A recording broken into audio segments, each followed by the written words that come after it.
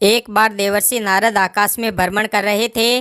तब उन्होंने देखा कि एक स्त्री जो पहले से विवाहित है वह पराये पुरुष के साथ संबंध बना रही है।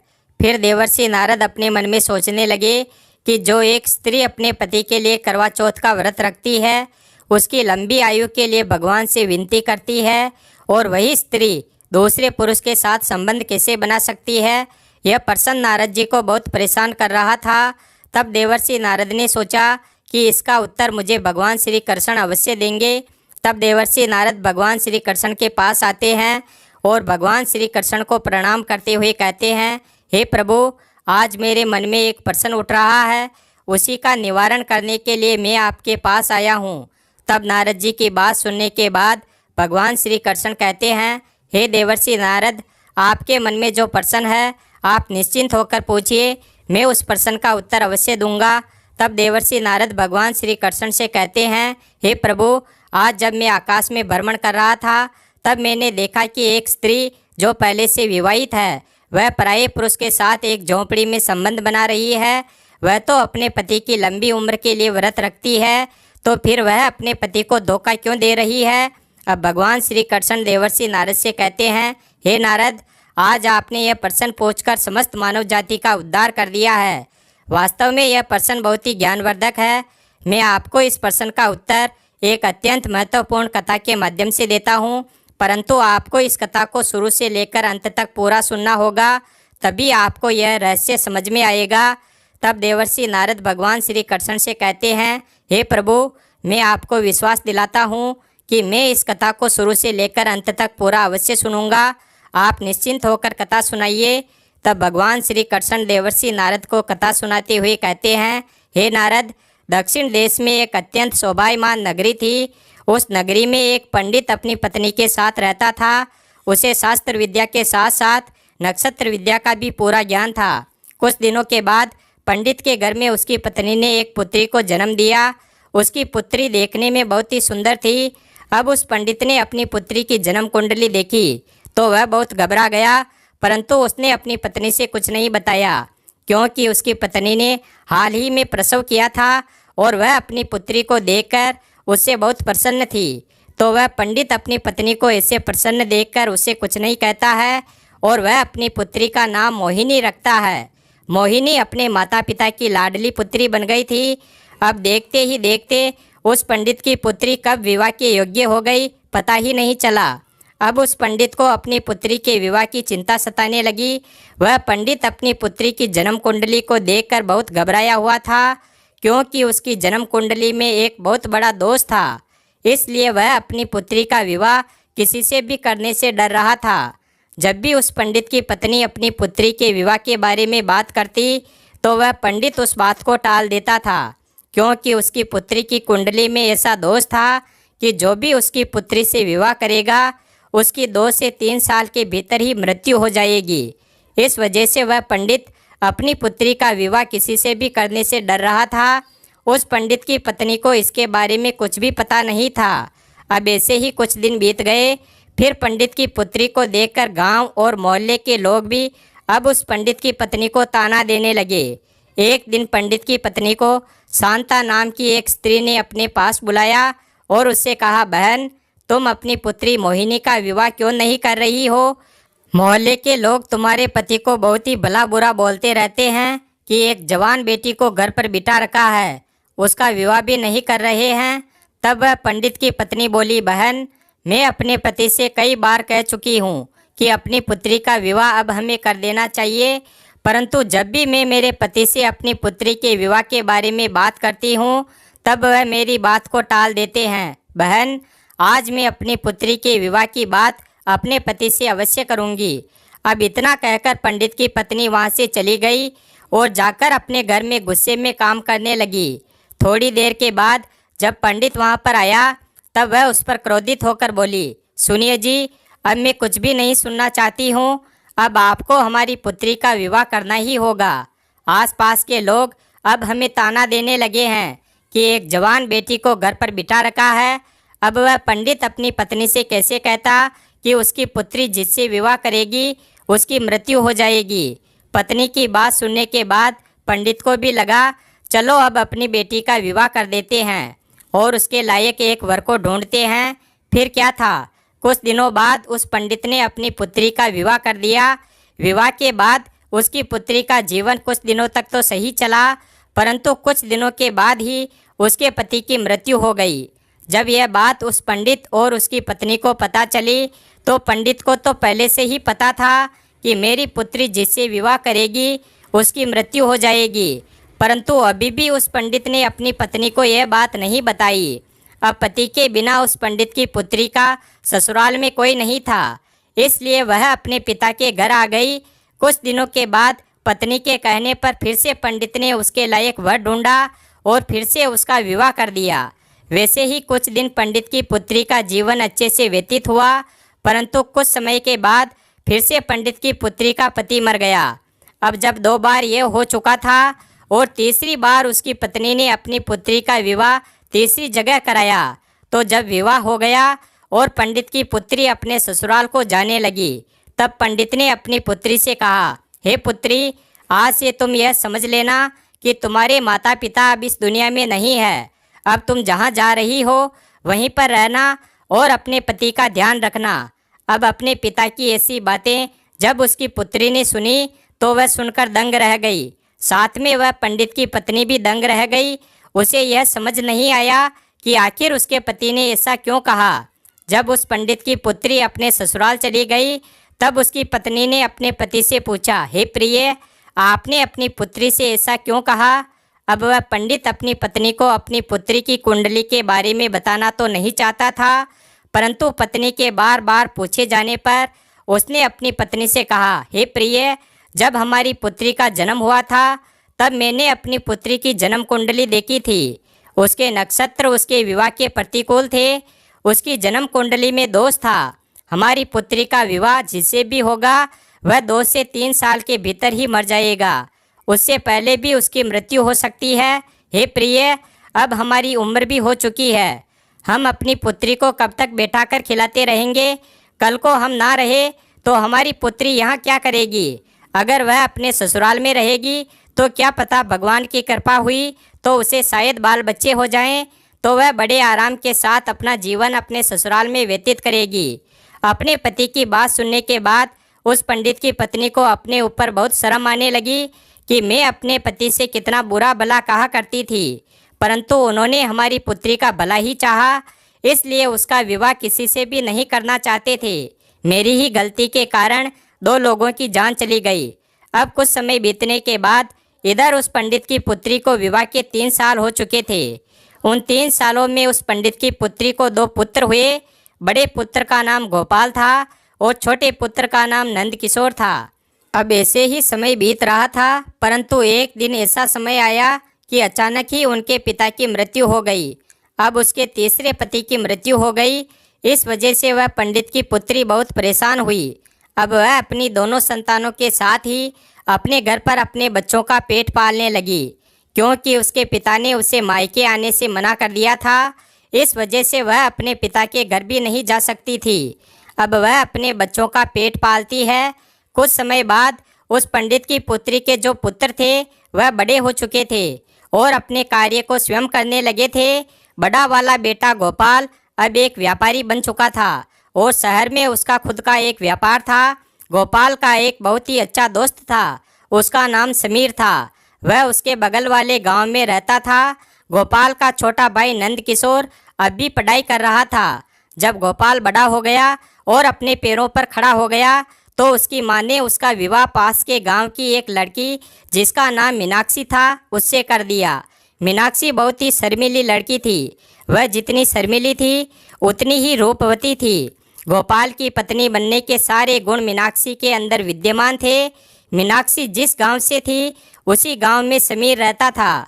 जब गोपाल की शादी हो गई तो कुछ दिनों के बाद गोपाल फिर से व्यापार के सिलसिले में अपनी पत्नी मीनाक्षी को गांव में अपनी मां की सेवा के लिए छोड़कर शहर अपने व्यापार को संभालने के लिए चला गया।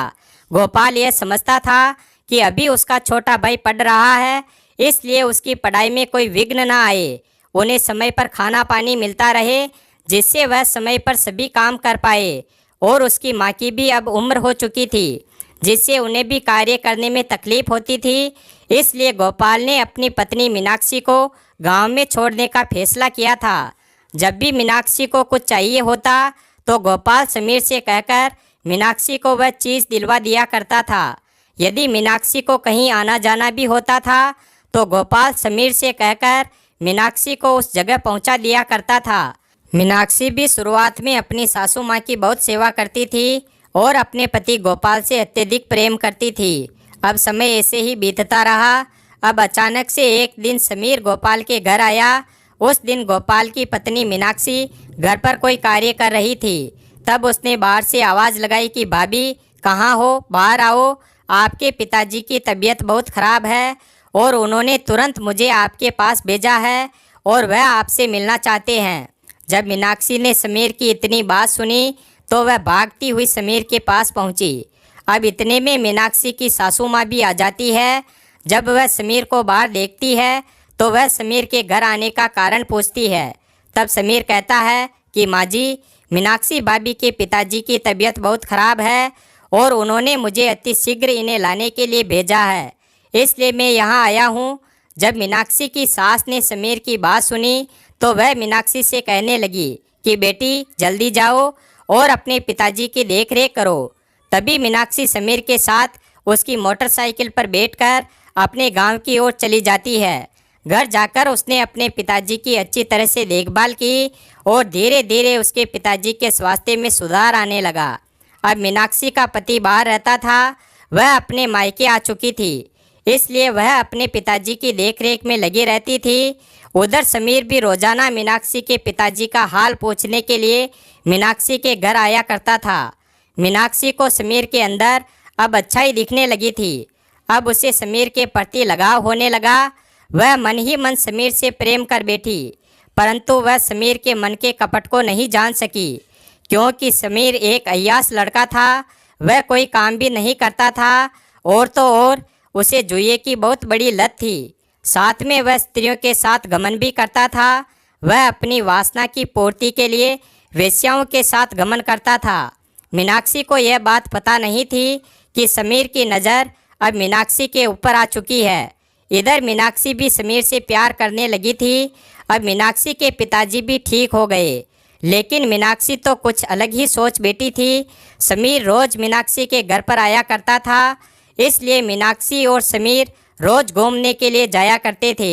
एक दिन जब वह दोनों घूमने के लिए गए हुए थे तब मीनाक्षी ने समीर से कहा कि समीर, अगर तुम मेरी बात का बुरा ना मानो तो मैं तुमसे एक बात कहना चाहती हूँ। तब समीर ने मीनाक्षी से कहा कि कहो भाभी, मैं आपकी बात का कभी बुरा नहीं मानूंगा। समीर ने ऐसा जताते हुए बोला कि जैसे वह दूध का धुला हुआ हो। जब समीर के मुँह से मीनाक्षी ने भाभी शब्द सुना तो वह गुस्से में बोली कि समीर, आज के बाद कभी भी तुम मुझे भाभी कहकर नहीं बुलाओगे, अन्यथा यह तुम्हारे लिए अच्छा नहीं होगा। अब समीर ने कहा ठीक है, फिर मैं आपको क्या कहकर बुलाऊंगा। अब समीर की बात टालते हुए मीनाक्षी ने कहा, समीर, सच बात तो यह है कि मैं तुमसे बहुत प्रेम करती हूँ। जैसे ही समीर ने मीनाक्षी के मुंह से प्रेम शब्द सुना तो उसके मन में खुशियों के पटाखे फूटने लगे और वह मन से गदगद हो गया कि चलो अब तो मेरा काम हो गया। अब वेश्याओं के साथ घमंड में मेरे पैसे भी खर्च नहीं होंगे और मैं घर बैठे मीनाक्षी से प्रेम कर पाऊँगा। समीर तो मीनाक्षी को चाहता ही था वह उसकी हो जाए और वैसा ही हुआ। अब धीरे धीरे बात बढ़ती गई और मीनाक्षी समीर के प्यार के जाल में फंसती गई। अब धीरे धीरे बात इतनी बढ़ गई कि सच में उन दोनों के बीच में गहरा संबंध बना। अब कुछ दिन बाद जब मीनाक्षी के ससुराल से बुलावा आया तो समीर से मिलने के लिए मीनाक्षी ने उसे फिर से एक दिन झोंपड़ी पर बुलाया। तब मीनाक्षी ने समीर से कहा कि समीर, मेरे ससुराल से बुलावा आया है, अब शायद मैं तुमसे ना मिल सकूं, इसलिए जब भी मुझे तुम्हारी याद आएगी तो मैं तुमको एक पत्र लिखूंगी और तुम मुझसे मिलने के लिए मेरे ससुराल आ जाना। अब समीर तो वासना का आदी तो था ही, इसलिए समीर मीनाक्षी की बात मान जाता है और मीनाक्षी समीर से इतना कहकर घर आ जाती है। अब मीनाक्षी के पिता मीनाक्षी को उसके ससुराल छोड़ने के लिए फिर से समीर के घर जाते हैं, क्योंकि मीनाक्षी का कोई भाई नहीं था और ना ही कोई बहन थी। इसलिए मीनाक्षी को ससुराल ले जाने के लिए मीनाक्षी के पिता को और कोई उचित व्यक्ति नहीं लगा। इसलिए वह समीर को बुलाने के लिए गए। जब उसके पिता समीर के घर पहुंचे तब उन्होंने समीर से कहा कि बेटा, तुम मेरी पुत्री मीनाक्षी को उसके ससुराल छोड़ आओ, उसके घर से बुलावा आया है। जब समीर ने मीनाक्षी के पिता के मुंह से यह बात सुनी तब उसने कहा कि ठीक है पिताजी, मैं मीनाक्षी को उसके ससुराल छोड़ दूंगा। अब क्या था, समीर मीनाक्षी को उसके ससुराल छोड़ आता है और मीनाक्षी अपने ससुराल चली जाती है। जैसे ही 2-3 दिन बीतते हैं तो अब मीनाक्षी को समीर की बहुत याद आती है, क्योंकि वह जब अपने घर पर थी तो वह रोज़ झोंपड़ी में समीर से मिलने के लिए जाया करती थी। इसलिए अब वह वासना की पूर्ति के लिए समीर को पाना चाहती थी, उससे मिलकर एक बार उसके साथ संबंध बनाना चाहती थी, क्योंकि गोपाल तो अपने घर से दूर शहर में ही रहता था, वहाँ पर अपना कार्य करता था। मुश्किल से 3-4 महीने में एक बार गोपाल अपने घर आता था और 4 से 5 दिनों के बीच ही वह फिर से चला जाता था। एक दिन जब मीनाक्षी से रहा नहीं गया तो मीनाक्षी ने समीर को एक खत लिखा। मीनाक्षी ने उस खत में लिखा कि समीर, मुझे तुम्हारी बहुत याद आ रही है। मुझे ऐसा लगता है कि मैं अब तुम्हारे बिना नहीं रह सकती, इसलिए आज तुम मुझसे मिलने के लिए मेरे घर पर आ जाओ। अब क्या था, जब समीर को मीनाक्षी का खत मिला तो वह फौरन मीनाक्षी से मिलने के लिए चल दिया।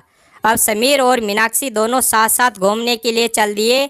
मीनाक्षी की सास को यह सब पसंद नहीं आ रहा था कि उसकी बहू किसी पराये पुरुष के साथ ससुराल में ही घूमे। अपने मायके में घूमती तो बात अलग थी, परंतु वह ससुराल में ही किसी पराये पुरुष के साथ घूम रही थी, वह उसे बिल्कुल भी अच्छा नहीं लग रहा था। समीर भी मीनाक्षी से मिलकर चला जाता है और फिर से 3-4 दिन बाद वह वापस आता है। जब यह घटना 6 से 7 बार हुई तब उसकी सास ने एक दिन मीनाक्षी से कहा, मीनाक्षी, ऐसा नहीं चलेगा। जब तक मेरा पुत्र अब घर पर नहीं आ जाता तब तक तुम घर पर किसी को नहीं बुला सकती, चाहे वह तुम्हारे मायके से आने वाले तुम्हारे पिताजी हो या फिर कोई और। अब मीनाक्षी ने जब अपनी सास की इतनी बात सुनी तो वह बहुत क्रोधित हुई, लेकिन वह कुछ नहीं बोल सकी। अब अगले दिन मीनाक्षी ने समीर को खत लिखा कि समीर, अब तुम मुझसे मिलने के लिए कुछ दिन बाद आना, क्योंकि मेरी सास को अब मुझ पर शक होने लगा है। जब मेरी सास घर पर नहीं रहा करेगी तो ही मैं तुमको बुलाऊंगी। उधर समीर भी अपनी काम वासना को नहीं रोक पा रहा था और इस बीच मीनाक्षी की सास एक दिन कुछ दिनों के लिए तीर्थ स्थल पर चली जाती है। फिर क्या था, अब तो मीनाक्षी को जैसे छूट ही मिल गई थी। अब वह रोज़ समीर को बुलाती और उसके साथ संबंध रखती, और जब उसके देवर की स्कूल से छुट्टी होती तब तक वह समीर को वहाँ से वापस भेज देती। एक दिन की बात है, जब मीनाक्षी ने समीर को अपने घर पर बुला रखा था तब अचानक से मीनाक्षी का देवर नंद किशोर वहाँ पर आ जाता है। तब वह क्या देखता है कि उसकी भाभी मीनाक्षी समीर को रसोई घर में बैठाकर खाना परोस रही है। अब नंद किशोर को समीर के चरित्र के बारे में सब कुछ पता था। वह जानता था कि समीर किस प्रकार का लड़का है और वह कौन कौन से कार्य करता है। इसलिए नंद किशोर ने अपनी भाभी से कहा, भाभी, आप किसी एरे गेरे को इस प्रकार घर पर नहीं बुला सकती, और शायद आप इसके चरित्र के बारे में नहीं जानती, तभी आप इससे बड़े प्रेम से बात करती हैं, और आप इसके साथ जो घूमती है वह भी आप बहुत गलत करती हैं। आप इसका साथ छोड़ दो, नहीं तो मैं आपकी शिकायत भैया से कर दूंगा।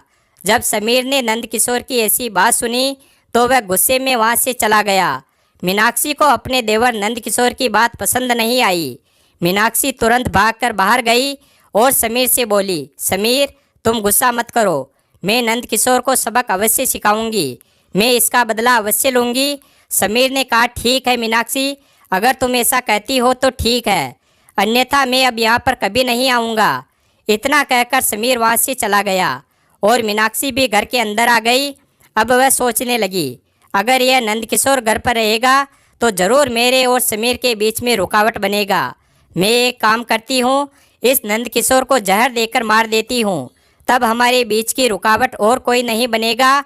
अपने मन में यही सोचकर अगले दिन जब वह खाना बना रही थी तो सबके लिए उसने खाना बाहर निकाल लिया और उसने अपने देवर नंद किशोर के लिए एक थाली में खाना बाहर निकाला और उसमें जहर मिला दिया। जब नंद किशोर ने वह खाना खाया तो उसकी उसी क्षण मृत्यु हो गई। अब कोई यह जान भी नहीं पाया कि नंद किशोर की मृत्यु कैसे हुई। नंद किशोर की माँ बहुत दुखी थी। उधर मीनाक्षी मन ही मन बहुत खुश हो रही थी कि चलो अब मेरे और समीर के बीच का कांटा मिट गया है, अब हमारे प्यार के बीच में और कोई नहीं आएगा।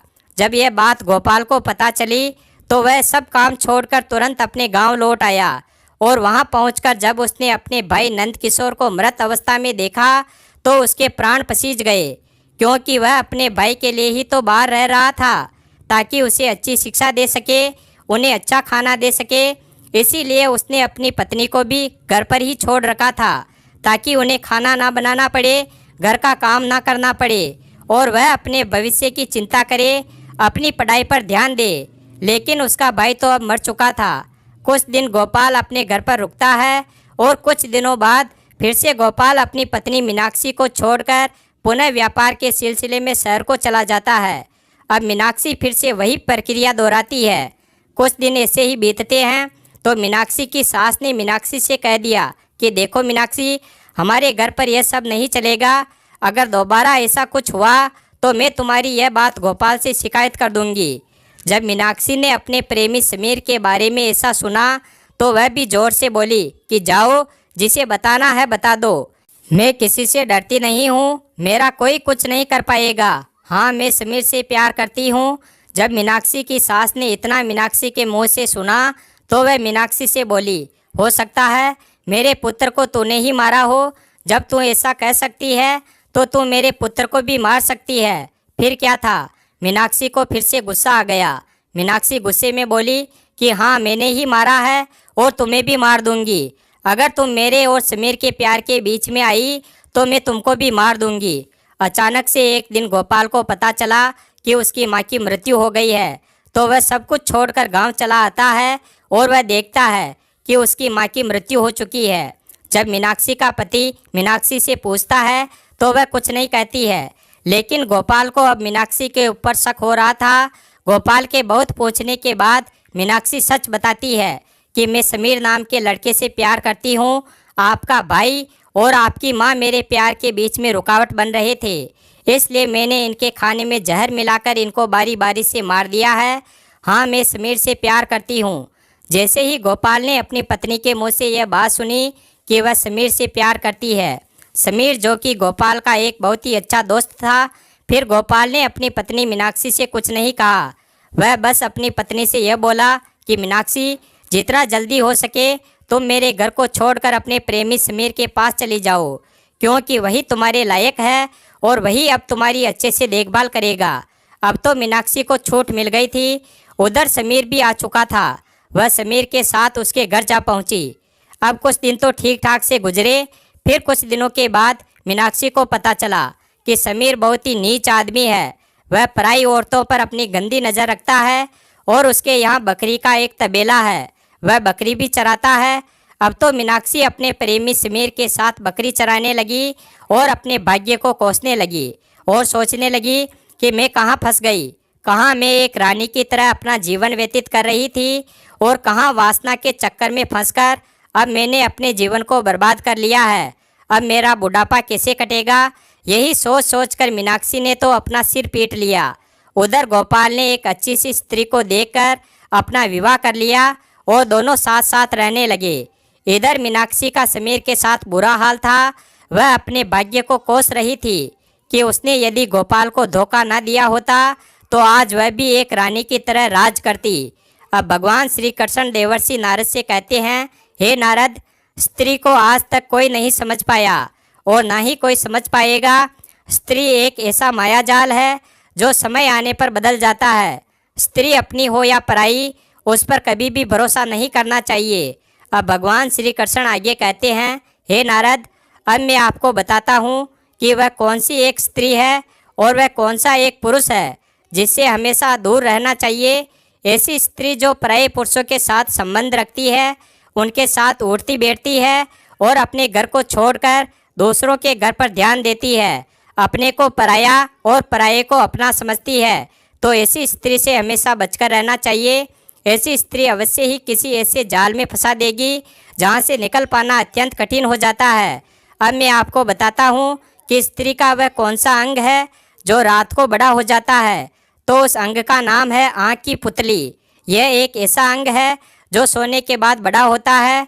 स्त्री की आंखों की रेटिना एक ऐसा अंग है जो रात के समय बड़ी हो जाती है। वीडियो अगर पसंद आया हो तो वीडियो को लाइक करें और हमारे चैनल शिव भक्त को सब्सक्राइब करें और अपने दोस्तों के साथ शेयर करें और कमेंट बॉक्स में जय श्री कृष्णा अवश्य लिखें। धन्यवाद।